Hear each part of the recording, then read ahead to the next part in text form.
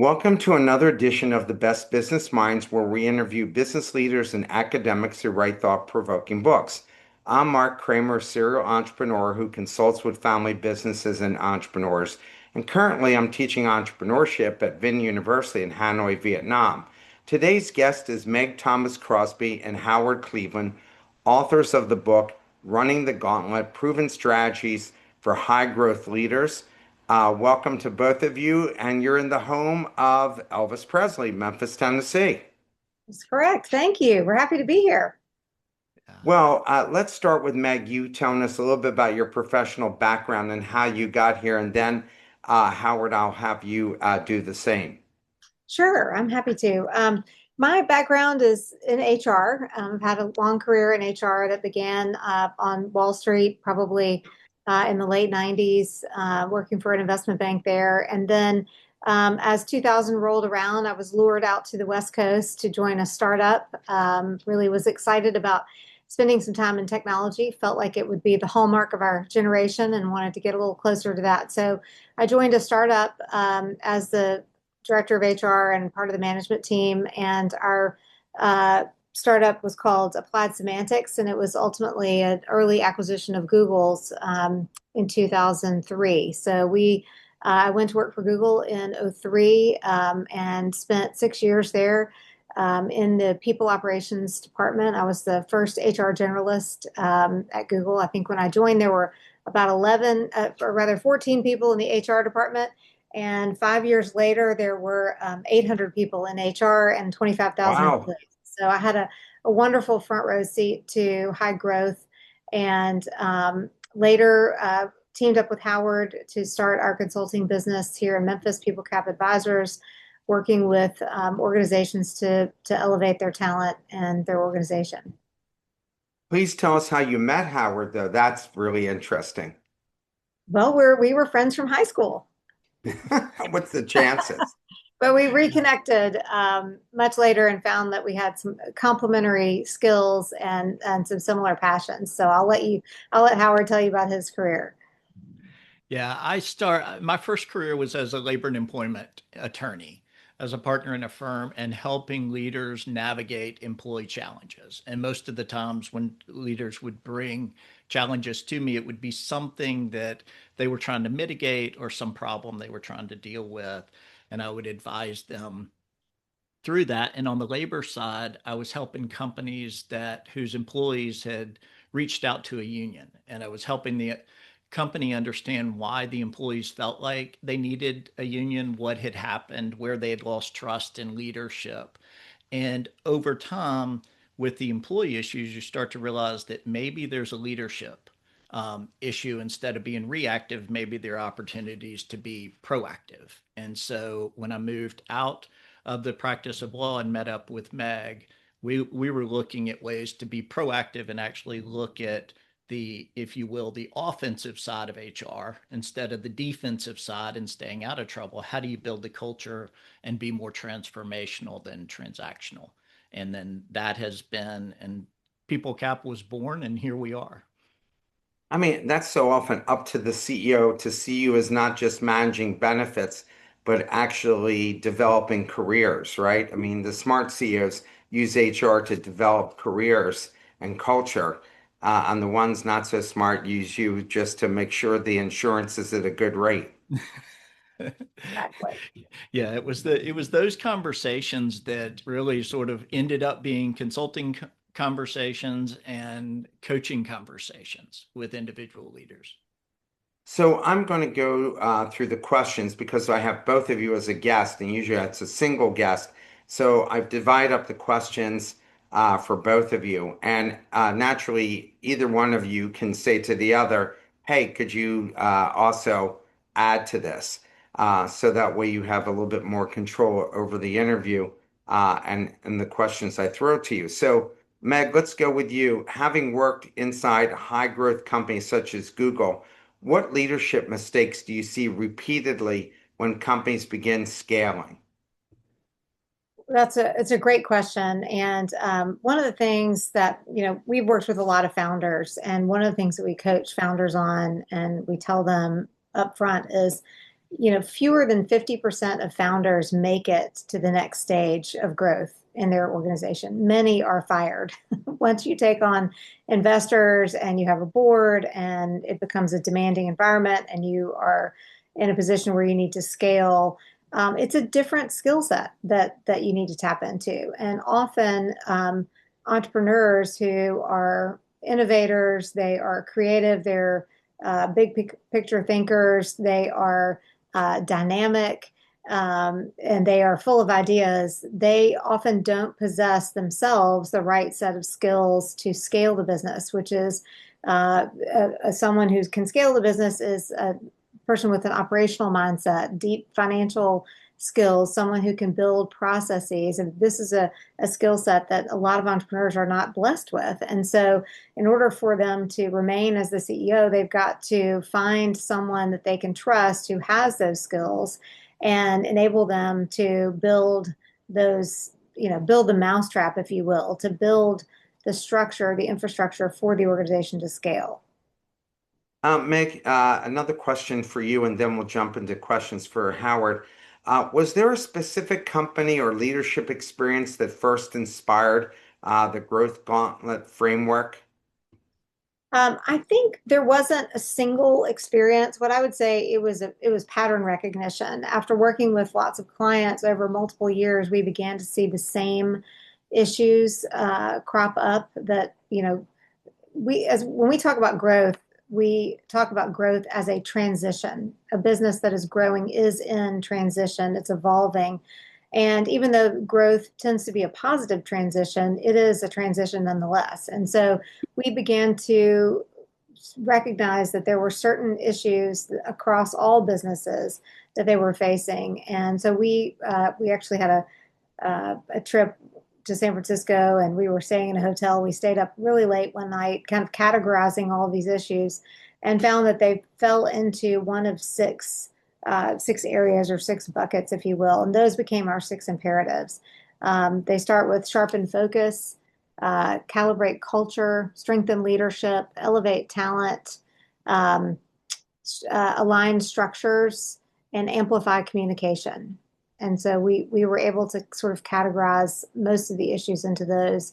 And then later we realized that those specific imperatives look different at different stages of growth. And so we were able to sort of chart out what the growth gauntlet is really a framework to say, what should culture look like as it evolves and matures? What should leadership look like as it evolves and matures across these stages of growth? And so to answer your question, it wasn't necessarily one specific client, but it was the pattern across many clients. Howard, you advise executives through some difficult transitions. What are the earliest warning signs that CEO is becoming overwhelmed by growth? Oh, I think you're on mute, Howard. Thank you. Some of the things that we see most show up on their calendars and in their conversations. And you start to see the overwhelm. If calendars are booked with tons of meetings and firefighting, then they're not leaving themselves enough time to really think and do the things that they're really good at. And then as leaders get overwhelmed, they start feeling like they're getting hit from all sides and there's something popping up, and they get really reactive and they tend to try to control the things they can control. And this pops up in conversations. Either they're dismissive, very quick, very aggressive, or make absolute decisions without including other people in some, attempt to gain control. And so when those conversations get really terse and reactionary, then relationships start to fray, and you start to see it with the leadership team. You start to see it with the board. Even, we have leaders that talk about how their family dynamics are changing.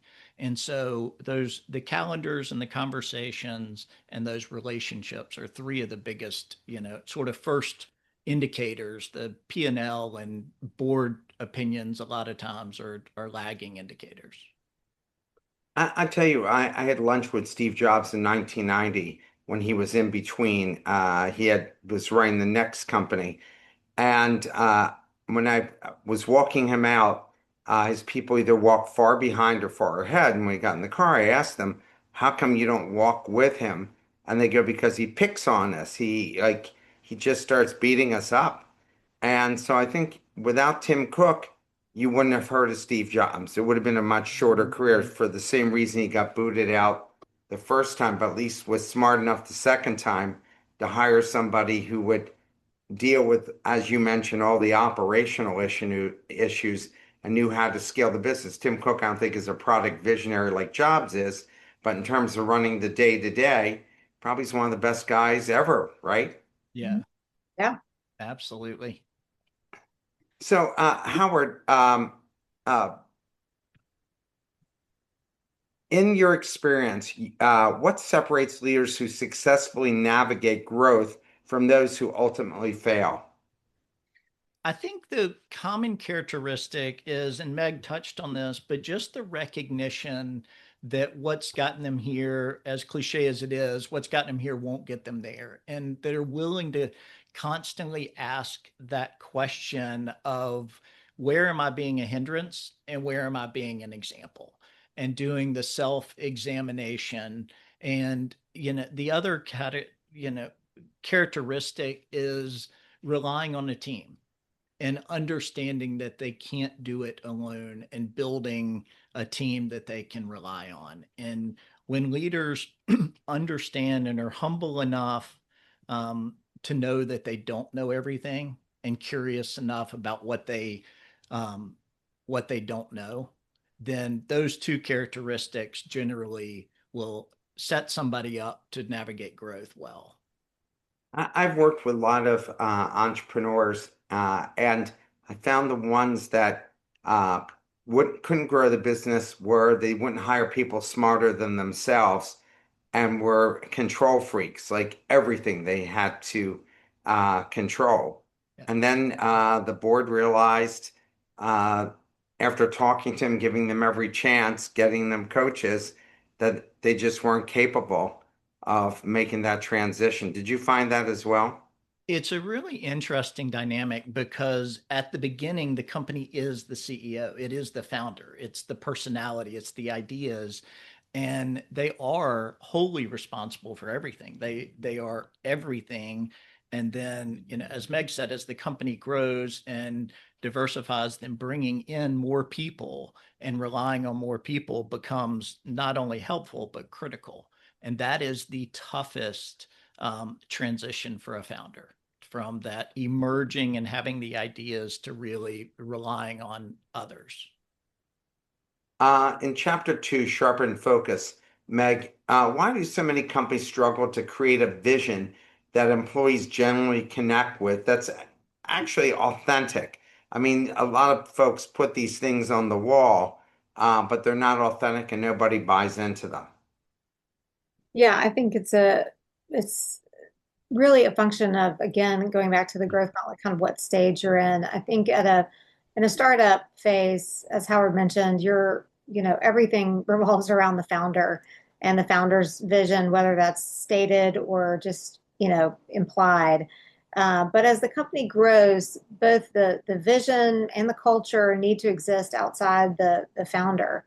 And really important to get that right. I think one of the reasons people struggle, I've sat on several boards of PE-backed companies, and the boards of PE-backed companies are stacked with finance guys.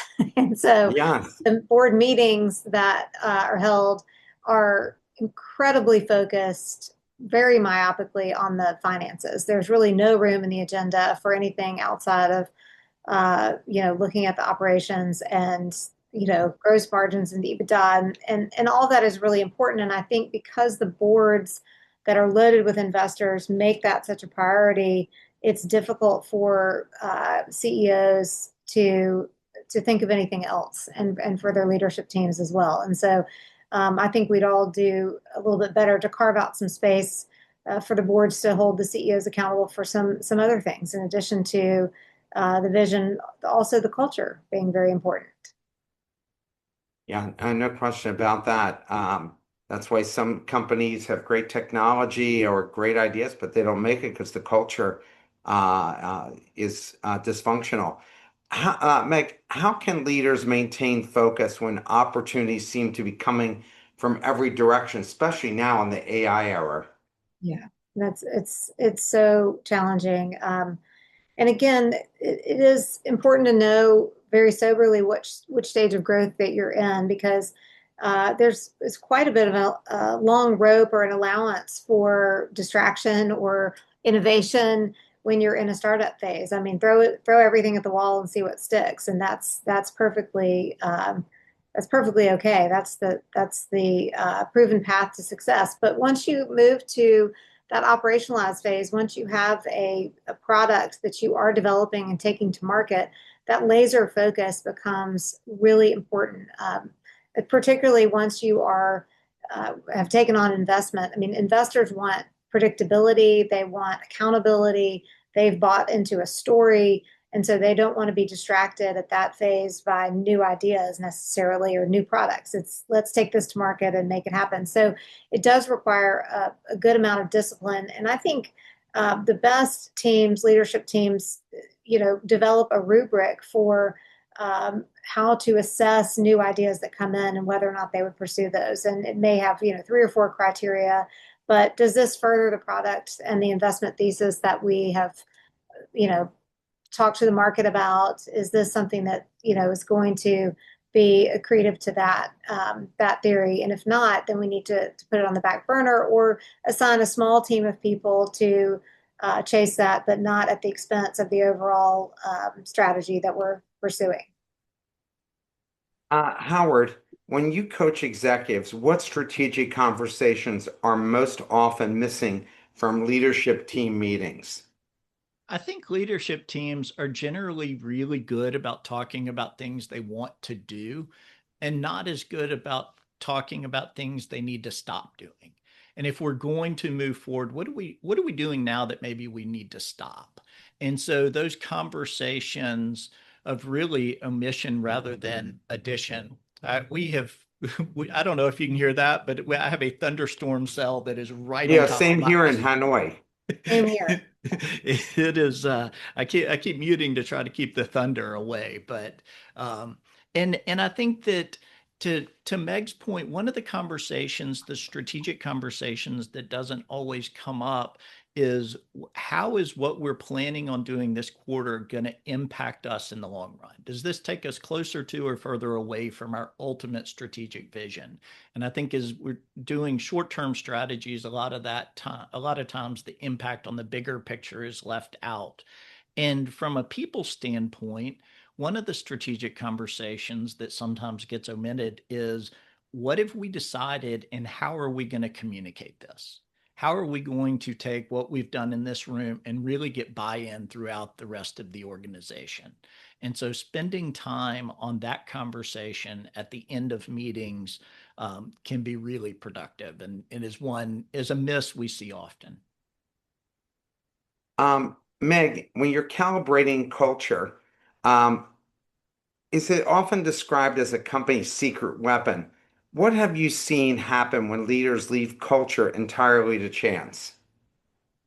Well, we have a kind of a funny story about that. We worked early on in our career with a company who had us assess their a team. They were just having a lot of challenges with a particular team, and we went in and tried to understand what was the source of the challenges. And when we asked people why they worked for the company, they gave us these really interesting answers. And it was sort of like, 75% of them were there because of the commute to their house. It was a good commute. So that is not a reason that you want to have employees working for your company. There people who are there just for the commute or for the compensation are we call those mercenaries, and they're going to leave your company as soon as they get a better offer. They are not attached to you in any way. And so when you have a mercenary, that is an employee that is not going to spend their discretionary effort on your behalf, at the company. And so it's really important to engage people in their hearts and minds so that they will provide that extra effort. Always think about if you're going to spend $100,000 a year on someone, do you want to spend it on someone who will work 80 hours a week for you or someone who's going to work 35 hours a week for you? Where's the value?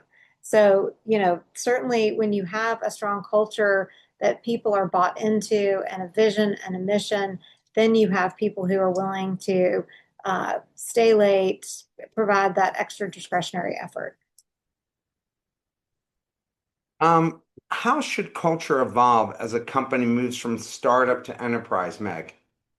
Sure. Well, in the beginning, as Howard mentioned before, the culture is really founder led and founder centric. I mean, it takes on the personality of the founder and that original team that revolves around that person. In the next stage, in the operational stage, it's important for the culture to move beyond the founder and to begin to be institutionalized for the organization to define what are the values that have made us successful that are important to us. And they may be and may mirror those of the founder, but it's important to sort of move them from internally inside the founder to being institutionalized. And then as the organization continues to grow, those values become infused in lots of different processes. So the hiring process, for example, making sure that that's culturally aligned. Or when we do performance reviews, are we looking at the culture and how aligned someone is with that? So making sure our communication and the decisions that we make are aligned with our culture. That's how culture both becomes infused in the organization and then also matures over the stages of growth. And then finally, what we see with our most mature organizations is when they are making decisions, they make decisions in the best interest of the culture. They're not just chasing new opportunities for, a high revenue impact, but rather, does this align with our culture? Are we sacrificing something here if we do this? And so for them to make decisions to protect and defend their culture is sort of that final stage of the most maturity. And the way we talk about that in the book is we talk about defining your culture in the early stages, then demonstrating it through those processes, and ultimately defending it as you move to the most mature phase. Howard, what role does leadership behavior play in shaping culture compared to mission statements and value posters? Well, Meg's covered a lot of this. And so I'll just add to it. In the defining stage, then, a lot of times we have words on the posters, but really putting a little bit more definition around what kind of behaviors, what that means to the company. Different words have different means. In the demonstrate phase, one of the most important things is to demonstrate that through their own behavior. So, whatever the cultural values are, how they treat people, who they promote, who they ignore, who they listen to, and really says a lot about what the culture is. And then in defending the culture, making, as Meg said, making decisions that are really in keeping with the culture, even when those are hard. What are the most difficult culture conversations leaders tend to avoid? I think that those fall into the hardest conversations are the ones in the defend category. And so leaders ought to be unapologetically willing to defend the culture. And where that becomes the hardest is when you have a superstar whose actions and behaviors aren't aligned with the culture. And so, the way that they treat the top percent, um, is generally, or the top performers is generally more indicative of the culture than the way they treat their worst performers. And so, really holding people accountable and defending the culture in those conversations are often the hardest ones to have and the ones that are most easily avoided. And the culture ultimately reflects the worst behavior you're willing to tolerate. So when you tolerate a high performer with bad conduct, it sends a message to everyone else that that behavior is okay or could be okay. It's not the problem in sports, right? I mean, you see star players become difficult, and it affects the culture. I mean, I'm from Philadelphia, and we've had two-star receivers in the last 20 years who were part of teams that went to the Super Bowl and then wore out their welcome because of these kinds of issues. Yeah. Absolutely. Meg, how does the leadership profile required to build a company differ from the leadership profile required to scale one? Well, I think we talked about this a little bit before. The founder profile is somebody who is very creative, generates a lot of ideas, is a risk taker, by definition. And someone who is that in the next phase, who is able to operationalize a business, um, thinks more in processes, thinks more about efficiency, thinks more in terms of financial metrics and goals, and is probably less risk averse I mean less risky, rather, is more risk averse than a founder. And so they are very different profiles. I'm sorry, I missed the end of that, what you just So said.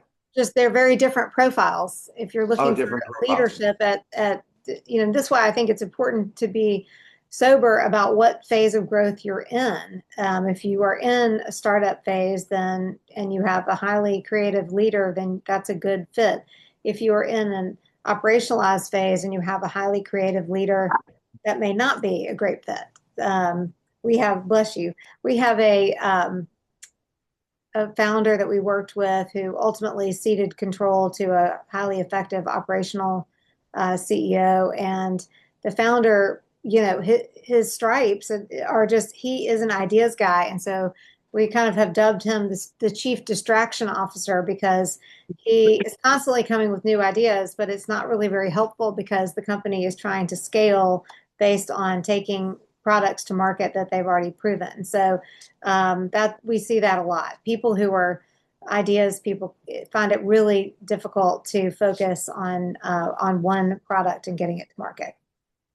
I tell you, I think this part for the founder, because I've done 30 startups, is that you're worried that you're not having enough new products and services in the pipeline. You're afraid that you'll end up like Sears and so many of the others that have big names that don't exist anymore because they stopped innovating. I think that's the biggest fear, is the lack of innovation. When you do get rid of the founder, then you find that the CEO is a good operating guy, but doesn't want to spend money on innovation or isn't a good innovator. So I guess has to be a balance there. Yeah, Um, there's actually, I think it was the Google leadership team that popularized the 70-20-10 model, where we spend 70% of our people and resources on our core business, and 20% on innovation, and 10% on really pie in the sky stuff. That would sort of be your lab. And I think so. To your point, it's always important to be innovating, but the discipline is how much of our company do we focus on that as we're moving through that operational phase. yeah, and some people have put themselves out of business by too much innovation and not enough operational discipline in order to get what they already have into the market and be successful. Meg, what qualities do you look for when evaluating whether a leadership team is ready for its next stage of growth?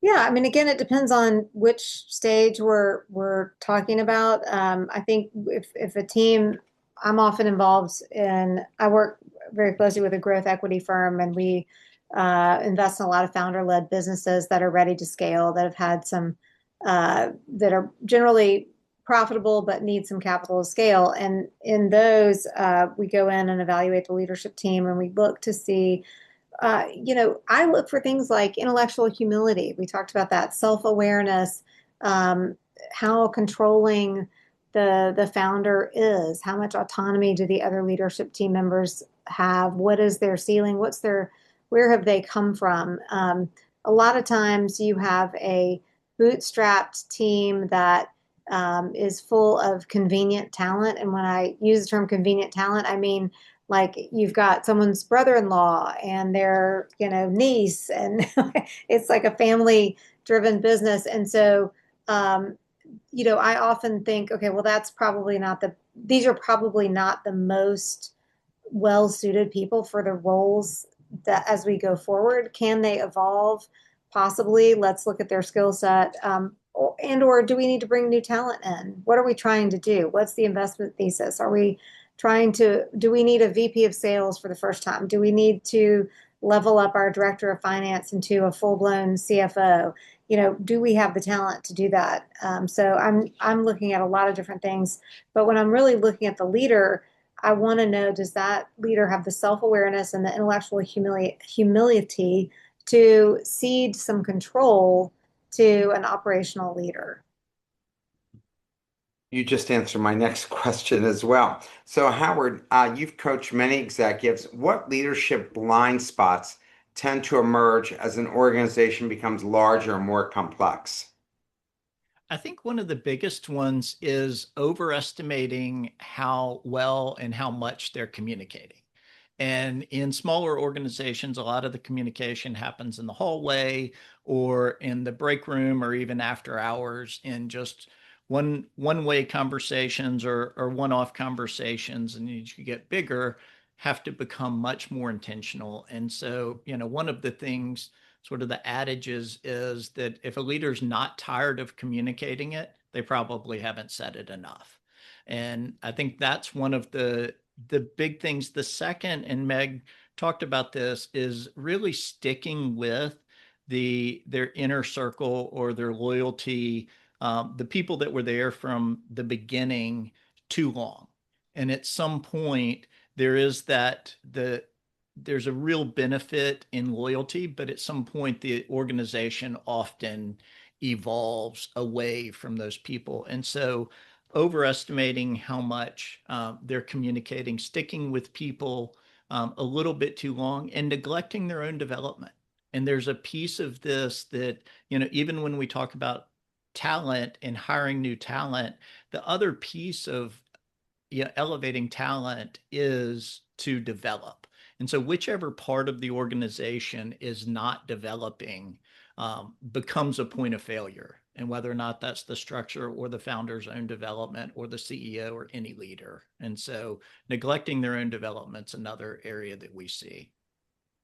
I've interviewed hundreds of CEOs over the years, and when I ask them the biggest mistake that they make, almost to a person, even I have high school entrepreneurs who are very successful, and it's so funny to hear them when I ask them, "What's the biggest mistake you've ever made?" And it's always on the people side. It's Mm. never the product or the service. It's always the people. I stuck too long with somebody. I Mm. should have made a move sooner. I always hear that.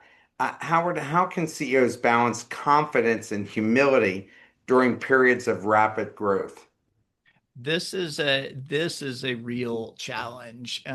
Ultimately, you want to be very confident about the mission and humble about the way that you achieve it. And to your point earlier about, leaders who felt like they needed to be in control and micromanage and set everything, and eventually they couldn't maintain that reach. To be humble enough to invite other people in, even smarter people in, and trust them, and really build a team that, confidence alone without humility, eventually becomes arrogant. And if you're too humble without any confidence, then nothing moves forward and it's paralysis. And so achieving that balance is hard, but if it's really mission focused, confidence will normally follow. And if there is a curiosity about what they don't know, a humility, humble enough to hear it, and a commitment and a drive to move forward, then that balance will generally support growth. Meg, in chapter 5, Elevate Talent, you write that organizations cannot outperform their talent, which I like to understand what you mean by that. what talent decisions have the greatest long-term impact on growth?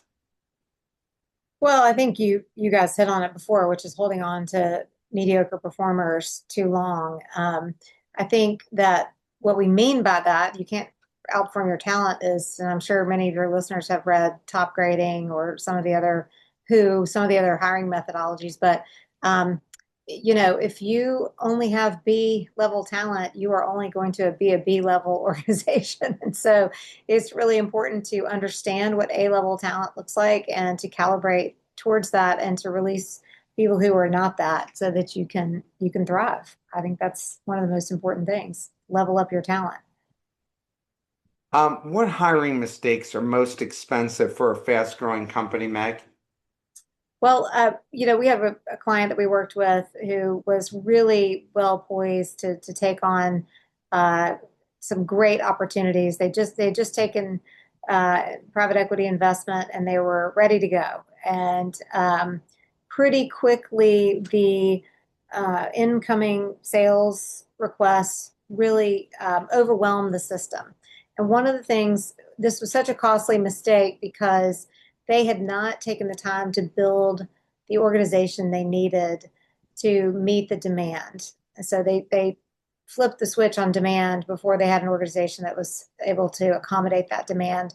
And that's a huge problem because what ended up happening, they lost several employees because those employees were working night and day and became really overwhelmed. So they wanted a better quality of life. So institutional knowledge walked out the door. They were unable to bring on new talent because there was no infrastructure in place to train employees. And so they were hiring people and losing them as fast as they could bring them on. So they were not effective in building that out. And then they suffered some reputational damage in the market because they were not, meeting their customer service goals. They were not able to service the clients in the way that they had hoped. And so what we worked with them on was sort of you have to go slow to go fast. You've got to kind of back up and you've got to go build the infrastructure to hire talent and bring them up to speed and productivity as quickly as possible. And that doesn't just happen overnight. You've got to put a lot of your best employees on that. And that means taking them off the front line for, 25% of their time to train other people. And this is a mindset that they did not have in that organization. And so they had to sort of stop and go slow to then go fast. You hear that term quite often. Howard, when leaders talk about talent problems, are they usually talent problems or leadership problems? This is a fascinating question for me because when I started as an employment lawyer, every talent problem or challenge involving an employee was the employee's problem. It was somebody not performing, somebody doing something they weren't supposed to do, somebody making a complaint that wasn't founded. And it was always a talent program problem. And then over time, started recognizing these patterns of wait a minute, the same leaders now got three employees in a row who can't do the job. And you start looking at, wait, maybe this is a leadership problem. And so the question I started asking is tell me everything you've done to help this employee be successful. And a lot of times the leaders didn't have an answer. The leaders that were really good leaders could, had an entire laundry list of the things they had tried or the conversations they had had or the chances they had given. And at that point, it's probably a talent problem. But if there's not an answer or there's not a really productive answer, then it's probably a leadership challenge. And so, as leaders, we control the environment. We define the job. We set the standards. We're in charge of the accountability, and how an employee works within that environment is largely determined by how well we maintain it. Certainly, there can be talent, problems, and when those happen, like Meg said, acting on those quickly is part of being a good leader. But just looking at the pattern is really helpful in answering that question. Howard, what advice would you give leaders who need to make a difficult decisions about long-time employees who can no longer keep pace with the growth? And that happens a lot in family businesses. It does, and it happens in businesses where they describe themselves as having a family culture, or they brag about long tenured employees and how long people have been there. You start to that's one of those red flags that you just it's really always very curious for us to then dig deeper and figure out if there are longtime employees who the business may be passing by. And I think one of the first things is to be human, and there's a tendency, and also be human and respect the humanity of others. I think there's a tendency sometimes when making really tough decisions just to detach and become too emotionally overwhelmed and just make a cold decision. On the flip side of that, for long-term relationships, sometimes they're too empathetic and they can only see it from the other person's standpoint. And as a leader, we have a fiduciary duty to the organization. And, an attachment to the past can't mortgage the future. And so, really trying to look at just objectively, what does the organization need going forward? What does this role need? Without names in the boxes, and then overlay that person. And if it's not a good fit or if it needs something else, then it's time to do something different. And maybe that's looking for another opportunity or someplace in the company that they can contribute. But if that's the path, then there needs to be real honesty about whether or not that's a real solution or if it's just an excuse to delay a difficult decision. In chapter six, aligned structures, Meg, why do so many growing organizations resist formalizing processes even when they know it's necessary? Well, I think it's hard and it's change, and people are always kind of emotionally threatened by change in many different ways. And so you really, as a leadership team, you do really have to understand that and roll out your change accordingly. How can leaders introduce structure without creating bureaucracy, Meg? Well, I think change management is actually the way to do that. And we talk in the book about a couple of different change management models. One is the marathon effect, and that is that when leaders are discussing making changes in a small leadership team to the broader organization, by the time they roll it out, the leaders are on mile 24 of the marathon. They have talked about it, they understand the change, they see what's coming, they have all of the information required, and they're on board. But when they launch the change, the folks who are on the outside of that team are on mile zero. They haven't progressed as far. So it's incumbent upon the leadership team to bring them along on the change and allow people to move through kind of the stages of grief, if you will, in order to get there. There's a great change management model that we like called the SCARF model that talks about any change that comes down the pipe triggers people's emotional responses in many different ways. So it can, SCARF is an acronym. It stands for status. So it can trigger a loss of status for some folks. It can trigger uncertainty. C stands for certainty. Autonomy. Maybe I don't have the same autonomy I did before if we're adding structure to the mix. Uh, R is for relationships. Will this change my relatedness or my relationships with other people? And then F stands for fairness. Do I feel like something in this change is not fair to me in the way I have been working to this point? And so the model allows for leaders to identify which of those specific variables might be triggered by the change, and then how to move people from that threatened triggered state into a more neutral state or a state of accepting the change and moving through that. So I think being aware that change management does exist for a reason and can be incredibly helpful to leaders in rolling out organization-wide change. Um, Howard, what are the clearest signs that an organization's structures no longer align with its strategy? I think the one that stands out to us the most and is most obvious is when each strategic initiative is not represented at the strategic table. And we worked with a client, and their biggest strategic initiative for the year was updating and upgrading their technology to improve the customer experience. And we asked the question, who's in charge of it?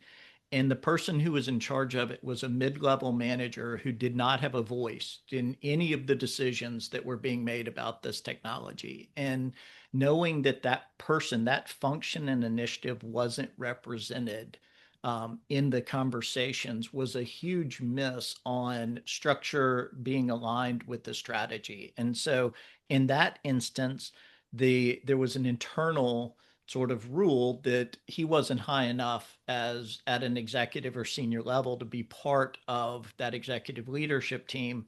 And so the question became, is that a title issue or do you not have the right person? But just looking at who was around the table was a really clear indication that the structure they had wasn't supporting the new strategy they had come up with.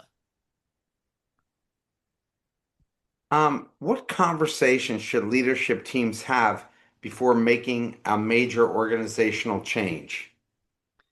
I think the biggest question to ask is what initiative are we solving for? What's the purpose? What's the why? And then will this solve it? And one of the conversations I think that gets missed a lot of times is, do we have the energy and the time and the resources to actually implement what we're drawing out on paper and whiteboarding? Because a lot of times it's really easy to make changes and talk about changes, but just understanding where the organization is and being honest about the time and energy that people are willing to dedicate is important. And I think the other conversation, it goes back to just the people aspect of, what's this going to look like and feel like for our customers and our people? And that goes to, what Meg was saying about the change management and really explaining the why, but getting the buy-in as well. Again, chapter 7, amplify communication. Communication often breaks down as companies grow. What communication habits should leaders establish early? I think it's a great question. When you have a startup situation, you really have one team working closely together, and the communication is very organic and happens in an ad hoc manner. People are just shouting to each other, often working in the same room. But as you grow, the communication becomes so much more complex as you layer in different leaders and many different employees and different geographies and time zones. And so leaders have to really put some formal structure in place around communication, and also have to think about what message they need to get across and what is the best way to get that message across. So I think being disciplined to have a communication strategy and to think about, who is my audience for this? What is the method, the best method to get this message out? And also, what's the frequency? It takes something like 14 times for someone to internalize a message. They've got to hear it 14 times before they really know it. And so leaders often feel like they're beating a dead horse, they're repeating themselves, but that's not the case with the organization. They've got to do that in order for the message to stick. Meg, how can leaders ensure employees at every level understand the company's priorities? Because they're mostly talking to the other people in the leadership group, not the employees themselves. A lot of times, I know myself, I'm overwhelmed by the number of emails that the leadership sends us. How do you Yes. deal with that? Well, we talk about building a cascade of communication. So, what starts out at the leadership team, and I think one great thing to practice to, or habit to get into with the leadership team, is to wrap up every meeting with, okay, what did we decide here today, and what needs to be communicated out to our teams? And then each of those leaders around the table has their team they're going to report back to. So making sure that everyone has the same bullet points that they're taking back. These are the messages that we want to get out, and then cascade those throughout the organization. I think it's really important for a lot of those messages to be in person and personal, whether that's on Zoom, but the leaders talking about the information that they've received from the top. So I think that's something that could be really helpful there. But I think also testing the message. I think, we talk about management by walking around. I think CEOs need to walk around. They need to get out in front of people and ask questions, to test for understanding, to test that people understand what the priorities of the business are. And the other thing I would say is keeping it simple. A lot of CEOs tend to be very verbose. They want to tell you how they built the watch, not just what time it is. And the more you can think in terms of 3 to 5 bullet points, 3 to 5 priorities, that's what people can remember. Excuse me. That's a number that people can remember and can work with. Anything more than that becomes really too complex for people to be able to articulate the strategy, articulate the clear goals, and really be aligned with those. Howard, what communication mistakes create the greatest damage to trust inside organizations? I think one of the biggest communication mistakes is not saying something when you know something. And when things are going on and leaders are working on things, employees know it. And in the absence of communication, they fill in their own story, their own narrative. And a lot of times that they assume the worst just out of self-preservation and fear. And so I think that not saying anything and not communicating, like Meg said, is a big mistake. And I think another is when things evolve, trying to sugarcoat the challenges that come with it. I mean, growth is hard and it's hard at all levels of the organization. And there's a tendency to tell everybody that everything's going to be fine, it's going to be great, and it's really going to benefit them. And the reality is that not every change benefits the quality of life of every single employee. And we had a client we worked with, and one of the leaders had been in the military, and he said that on one of his deployments, the commanding officer, as they started, he said, 80% of what we're going to do is going to be incredible. We're going to be helping people. We're going to be working together, and 20% of it's going to suck, and it's going to be horrible. And so he brought that leadership philosophy back for change management. And he said his team, when they would go through a particular, bad spot, somebody would raise their hand and they're like, hey, is this part of the 20%? He's like, yep, this is part of the 20%. And so I think sometimes sugarcoating the challenges that employees face or ignoring them, it really erodes trust because it makes it look like you're either not in touch or don't care. How can leaders, Howard, then encourage honest upward feedback from employees who may be reluctant to speak openly? How they gain that trust?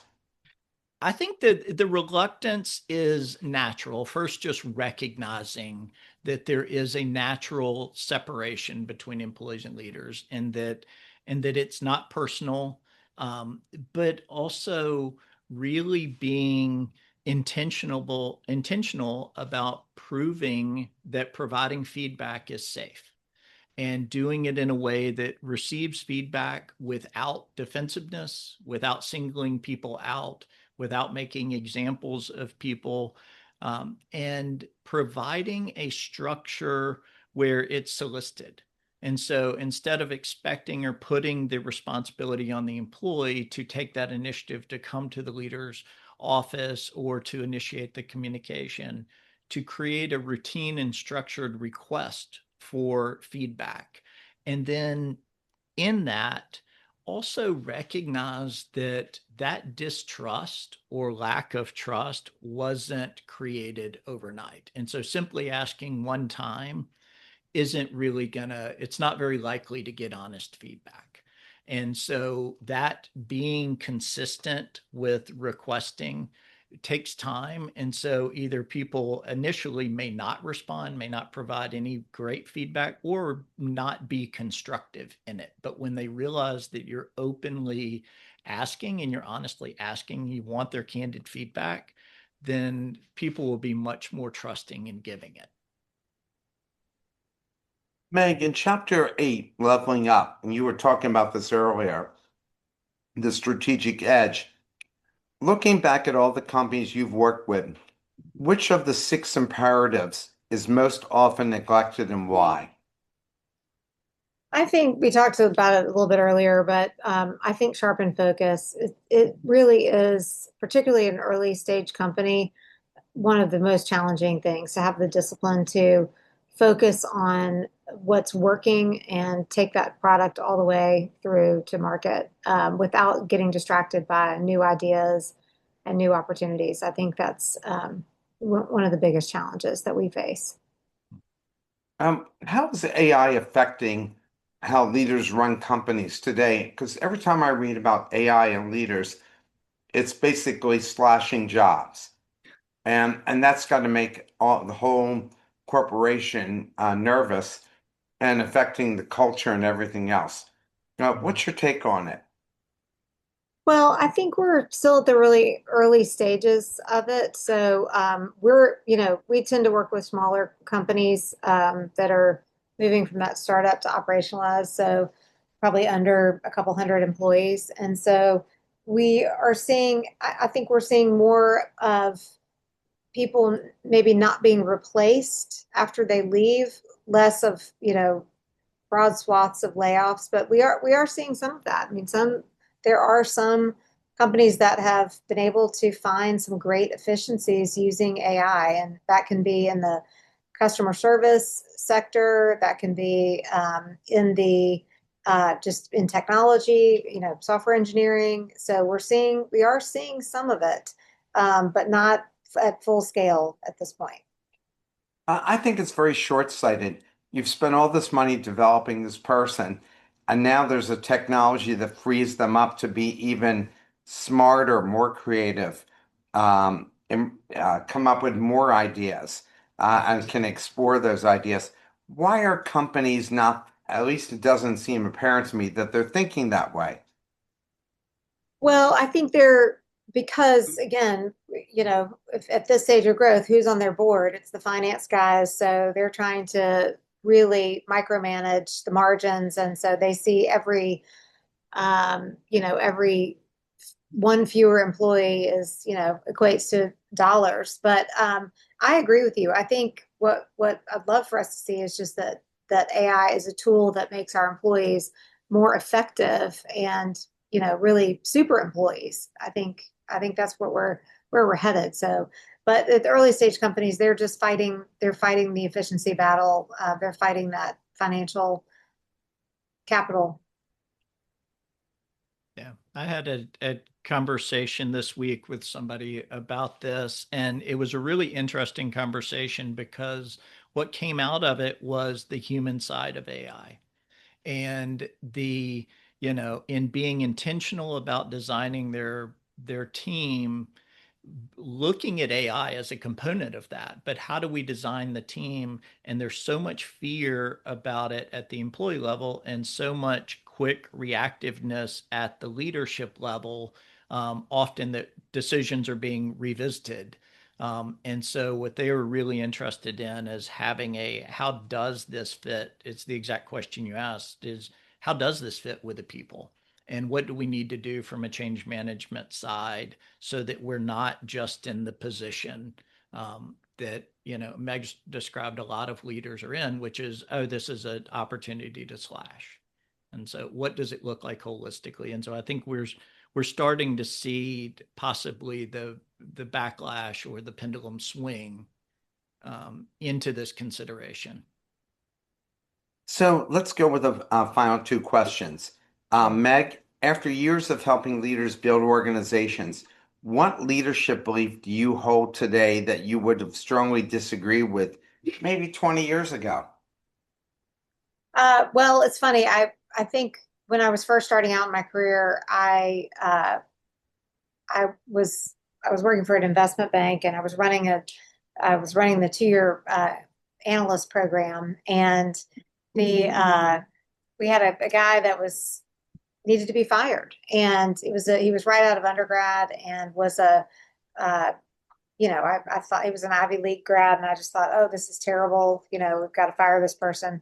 And we fired him. And his boss was like, this guy is spending all this time in the corporate gym. He's not doing the work. And no one ever got fired because it was only a 2 year program. So by the time anybody revealed poor performance, it was time for them to move on anyway.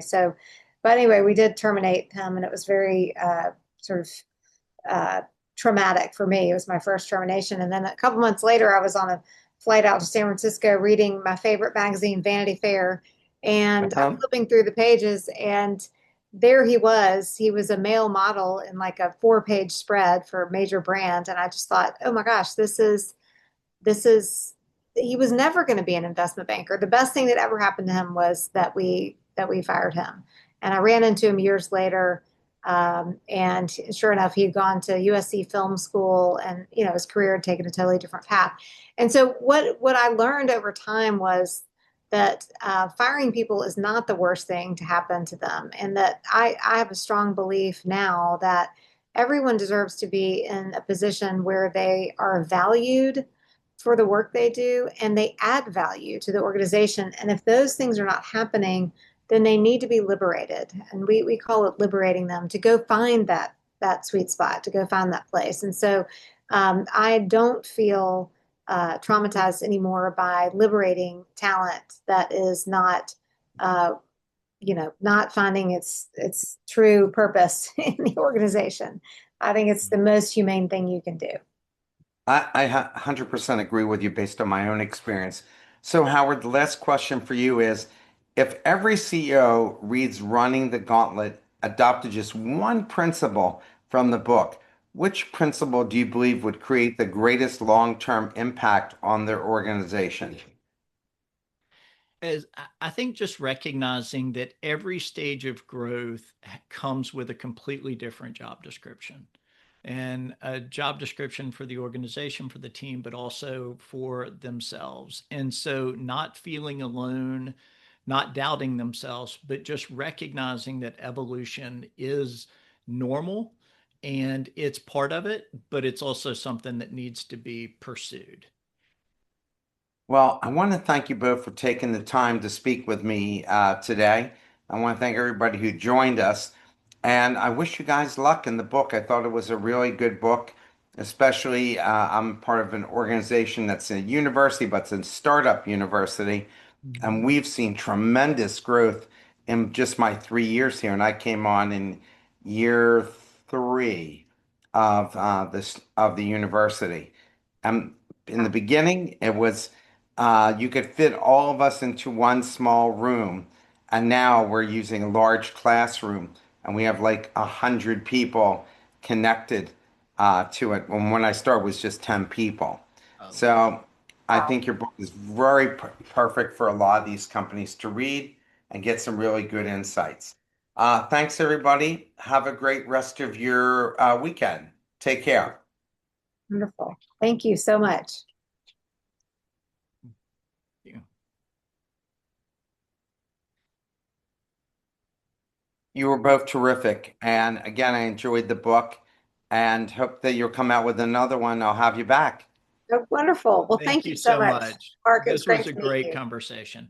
We And if I enjoyed. come to Memphis, I'll be looking you up. Oh, please Yes, do. absolutely. Yeah, if Absolutely. you're really invested in Elvis, or the first week in August is the is the great descension upon Memphis. Yes. Yeah, I know. I only come back to the States once a year, usually in February for Ted Holiday. So I'm trying to make an effort to get back twice a year. So I'm going back in August to visit my girls in Los Angeles. But one of my dreams is to travel across the country and just get a car and drive across with a friend, seeing the sights of America, because I've seen so much of the rest of the world but not a lot of my own country, which I guess is typical of most people who live anywhere. They don't see as much about their own.